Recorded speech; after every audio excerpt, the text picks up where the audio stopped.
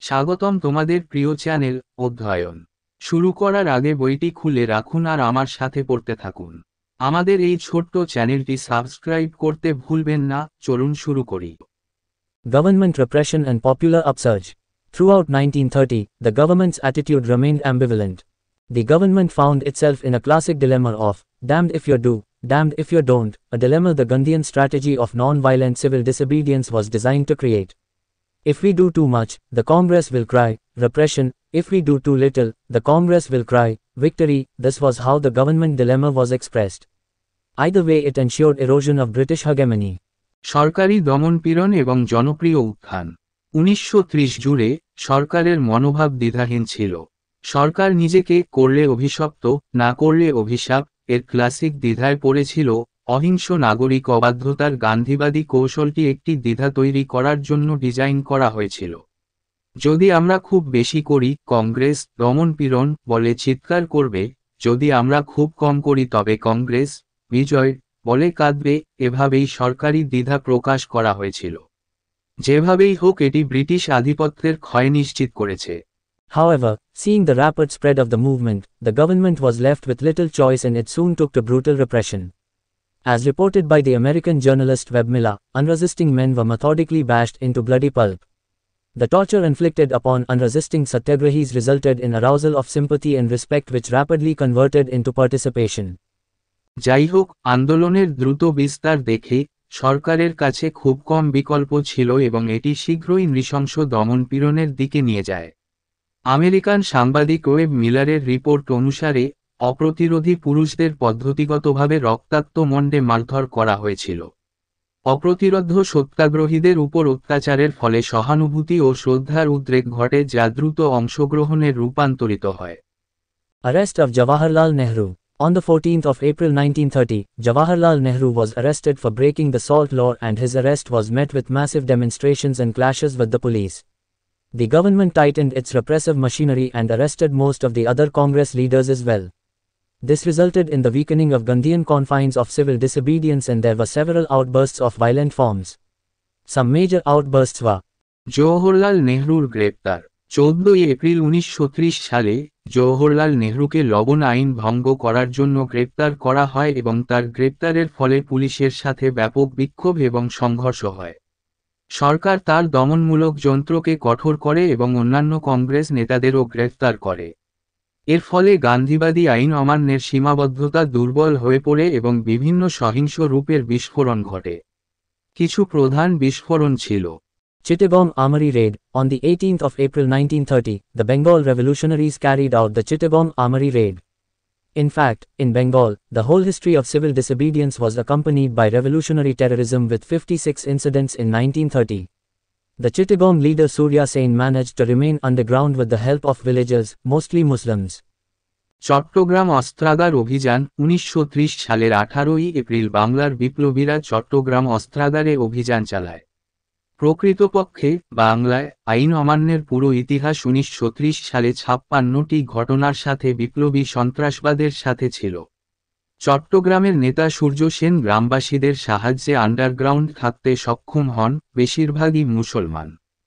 Peshawar upsurge. On the 23rd of April 1930, Khan Abdul Ghaffar Khan was arrested, provoking a massive upsurge. Khan had been active in northwest frontier province for several years and had set up a band of non-violent revolutionaries, the Khudai Khidmatgars, servants of God, or the Red Shirts, because of the color of their shirts, who played an active role in the civil disobedience movement.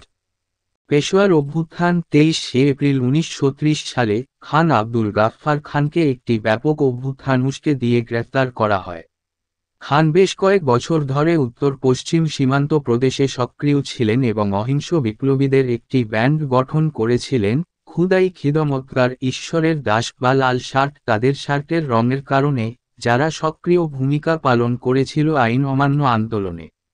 The Peshawar upsurge is memorable as it was here that a platoon of Gharwal Rifles, Hindu soldiers, facing a Muslim crowd, refused to open fire and became a symbol of communal unity and patriotism. This incident was proof that nationalism had begun to enter the Indian Army, the chief instrument of British rule in India. পেশোয়ারের অভ্যুত্থান স্মরণীয় কারণ এখানেই ঝাড়ওয়াল রাইফেলসের হিন্দু সৈন্য একটি platoon মুসলিম জনতার মুখোমুখি হয়ে গুলি চালাতে অস্বীকার করেছিল এবং সাম্প্রদায়িক ঐক্য ও দেশপ্রেমের প্রতীক হয়ে উঠেছিল। এই ঘটনা প্রমাণ করে যে ভারতে ব্রিটিশ শাসনের প্রধান হাতিয়ার ভারতীয় সেনাবাহিনীতে জাতীয়তাবাদ প্রবেশ করতে শুরু করেছে। Khan Abdul Ghaffar Khan and the Khudai Khidmatgar movement. In 1929, the Khudai Khidmatgars, Servants of God, movement, led by Khan Abdul Ghaffar Khan, 1890 to 1988, mobilized to oppose the British in India's northwest frontier province in non-violent way. Ghaffar Khan and the Khudai Khidmatgar movement inspired thousands of Pashtuns, also called Pathans, who were known as fierce warriors, and others to lay down their arms and use civil resistance to challenge British rule. খান আব্দুল গাফফার খান এবং খুদাই খিদমতগার আন্দোলন 1929 সালে খান আব্দুল গাফফার খান 1890 থেকে 1988 এর নেতৃত্বে খুদাই খিদমতগার ঈশ্বরের বান্দা আন্দোলন ভারতের উত্তর পশ্চিম সীমান্ত প্রদেশে ব্রিটিশদের বিরোধিতা করার জন্য সংগঠিত হয়। হিংস্র উপায় গাফফার খান এবং খুদাই খিদমতগার আন্দোলন হাজার হাজার পশতুনকে পাঠানো বলা হয়, যারা ভয়ানক যোদ্ধা হিসাবে পরিচিত ছিল এবং অন্যদেরকে তাদের অস্ত্র দিতে এবং ব্রিটিশ শাসনকে চ্যালেঞ্জ করার জন্য নাগরিক প্রতিরোধ ব্যবহার করতে অনুপ্রাণিত করেছিল। Although Ghaffar Khan's initial reform efforts predated his involvement with Gandhi and the Indian National Congress, Inc., he later formed a formal alliance with them and became a formidable force during and following the incorporated civil disobedience campaign of 1930-31, helping the Inc. win provincial elections in 1937. যদিও গাফফার খানের প্রাথমিক সংস্কার প্রচেষ্টা গান্ধী এবং ভারতীয় জাতীয় Congress INC এর সাথে তার জড়িত থাকার পূর্বে ছিল, তিনি পরে তাদের সাথে একটি আনুষ্ঠানিক জোট গঠন করেন এবং 1930 থেকে 31 সালের ভারতীয় জাতীয় কংগ্রেসের আইন অমান্য অভিযানের সময় এবং অনুসরণ করে একটি শক্তিশালী শক্তিতে পরিণত হন, যা ভারতীয় জাতীয় কংগ্রেসকে জয়ী হতে সাহায্য করে। 1937 সালে প্রাদেশিক নির্বাচন। Ghaffar Khan, who was also known as Badshah Khan and Frontier Gandhi, or Sarhadi Gandhi, formed the world's first non-violent army, a force of perhaps 100,000 Pathans. Members of the movement were known as Red Shirts, or Surkho Posh, because of the red uniforms they wore. Gaffar খান, যিনি বাদশাহ খান এবং frontier Gandhi বা সারহাদি গান্ধী নামেও পরিচিত, তিনি বিশ্বের প্রথম অহিংস সেনাবাহিনী গঠন করেছিলেন, সম্ভবত 100,000 পাঠানদের একটি বাহিনী। আন্দোলনের সদস্যরা লাল ইউনিফর্ম পরিধানের কারণে লাল শার্ট বা সুরখো পোশ নামে পরিচিত ছিল। Ghaffar Khan was offered presidency of the Indian National Congress in 1931, which he refused, saying that he was a simple soldier and would like to serve. Khan Abdul Ghaffar Khan was against the partition of India and he was many times targeted for being anti-Muslim.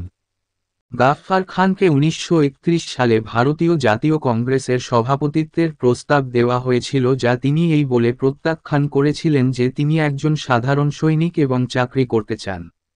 খান আব্দুল গাফফার খান ভারত বিভাগের বিরোধী ছিলেন এবং মুসলিম বিরোধী হওয়ার জন্য তাকে বহুবার লক্ষ্যবস্তু করা হয়েছিল। In 1947, a plebiscite resulted in the frontier province becoming part of the newly independent Pakistan. Ghaffar Khan's dissatisfaction with Pakistan later led him to favor the creation of an autonomous Pakhtunistan and he was consequently imprisoned by the Pakistani government.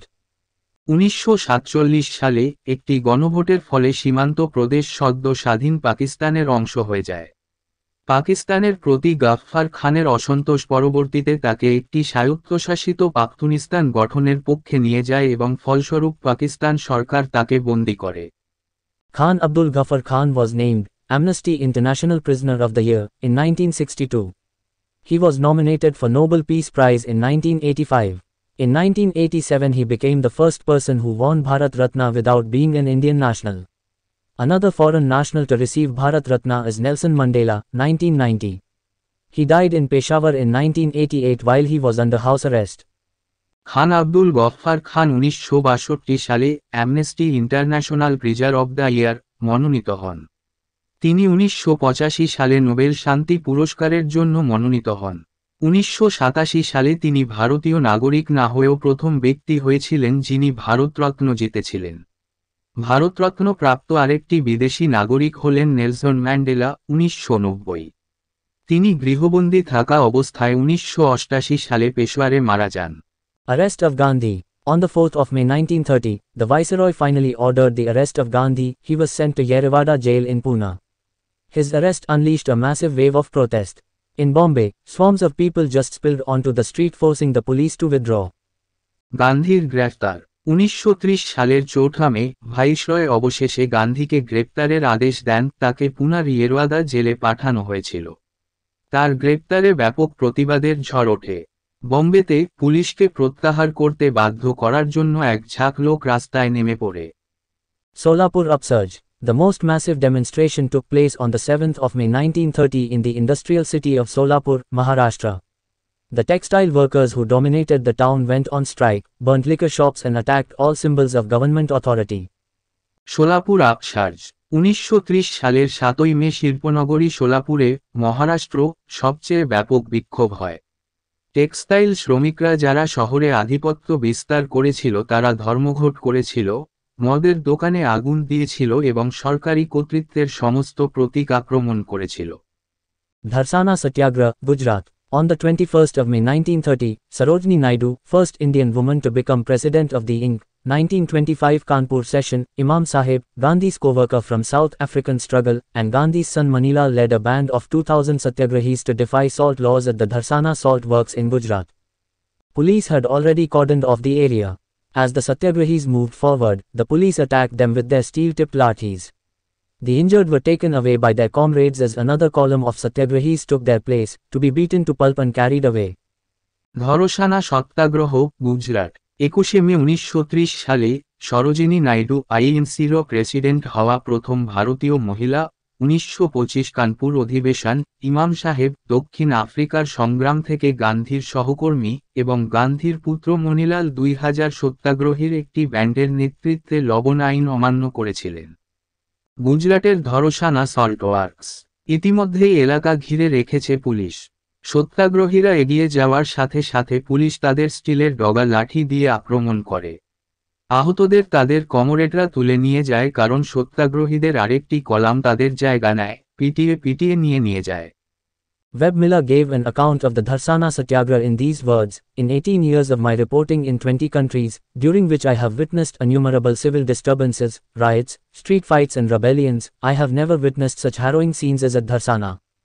Web Miller এই কথায় ধরসানা সত্যাগ্রহের বিবরণ দিয়েছেন। 20টি দেশে আমার রিপোর্টিংয়ের 18 বছরে, যে সময়ে আমি অসংখ্য নাগরিক অশান্তি, দাঙ্গা, রাস্তায় মারামারি এবং বিদ্রোহের সাক্ষী হয়েছি, আমি ধরসানার মতো এমন বেদনাদায়ক দৃশ্য আর কখনো দেখিনি। একক উদ্ধৃতি চিহ্ন। By June end, the Congress Working Committee was declared illegal and Motilal Nehru, who was functioning as the Congress president, was also arrested. জুনের শেষের দিকে কংগ্রেস ওয়ার্কিং কমিটিকে বেআইনি ঘোষণা করা হয় এবং মতিলাল নেহেরু, যিনি কংগ্রেস সভাপতি হিসেবে কাজ করছিলেন, তাকেও গ্রেফতার করা হয়। Forms of protest. Though Salt Satyagraha and its more potent form, the non-violent heroism, Dharsana Satyagraha, stole the show as main form of protest, other forms of protest quickly emerged. Various other socially non-divisive issues were also taken up. These included the following. প্রতিবাদ form. যদিও লবণ সত্যাগ্রহ এবং এর আরও শক্তিশালী রূপ অহিংস বীরত্ব, ধরসানা সত্যাগ্রহ প্রতিবাদের প্রধান রূপ হিসাবে শোকে চুরি করেছিল, প্রতিবাদের অন্যান্য রূপগুলি দ্রুত আবির্ভূত হয়েছিল। বিভিন্ন সামাজিকভাবে অবিভাজনকারী বিষয়গুলিও নেওয়া হয়েছিল। এর মধ্যে নিম্নলিখিতগুলি অন্তর্ভুক্ত ছিল: Boycott of foreign cloth and liquor. A prominent role was played by women, students and youth in the boycott of foreign cloth and liquor. Bombay was particularly affected. Congress sentries were placed in business districts and ensured that the boycott was not flouted by merchants and dealers. Those who flouted were brought in line by social boycott, fines by their own associations and Congress blacklisting. বিদেশি কাপড় ও মদ boycott. বিদেশি কাপড় ও মদ বর্জনে নারী, ছাত্র ও যুবকদের অগ্রণী ভূমিকা ছিল। বম্বে বিশেষভাবে ক্ষতিগ্রস্ত হয়েছিল। কংগ্রেস সেন্ট্রিদের ব্যবসায়িক জেলাগুলিতে স্থাপন করা হয়েছিল এবং নিশ্চিত করা হয়েছিল যে বণিক এবং ডিলারদের দ্বারা বয়কটের প্রবণতা নেই। যারা লঙ্ঘন করেছিল তাদের সামাজিক বয়কট, তাদের নিজস্ব সমিতি দ্বারা জরিমানা এবং কংগ্রেসের কালো তালিকাভুক্ত করা হয়েছিল। Non-payment of land revenue in Rayatwari areas. For instance, in Gujarat in districts of Kheda, Surat and Broch, people took to no tax movement and the tax refused here was the land revenue. Ryotwari এলাকায় ভূমি রাজস্ব পরিশোধ না করা। উদাহরণস্বরূপ গুজরাটের খেদা, সুরাট এবং ব্রজ জেলায় লোকেরা করোনা কর আন্দোলনে নেমেছিল এবং এখানে প্রত্যাখ্যান করা করটি ছিল ভূমি রাজস্ব।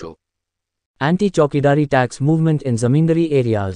The chowkidars were guards who supplemented the police in rural areas. They were paid out of tax levied on villagers and were much hated as they often acted as spies for the government and retainers for the landlords. The anti-Chowkidari tax agitation first began in landlocked Bihar where salt satyagraha did not have much scope. Monga, Saran and Bhagalpur districts were particularly affected. It also called for resignation of chowkidars. Rajendra Prasad and Abdul Bari from Patna emerged as main leaders. জমিদারি এলাকায় চৌকিদারি কর বিরোধী আন্দোলন। চৌকিদাররা ছিল প্রহরী যারা গ্রামীণ এলাকায় পুলিশের পরিপূরক। গ্রামের উপর আরোপিত ট্যাক্স থেকে তাদের অর্থ প্রদান করা হতো এবং তারা অনেক ঘৃণা করত কারণ তারা প্রায়শই সরকারের জন্য গুপ্তচর এবং জমির মালিকদের জন্য রক্ষক হিসাবে কাজ করত।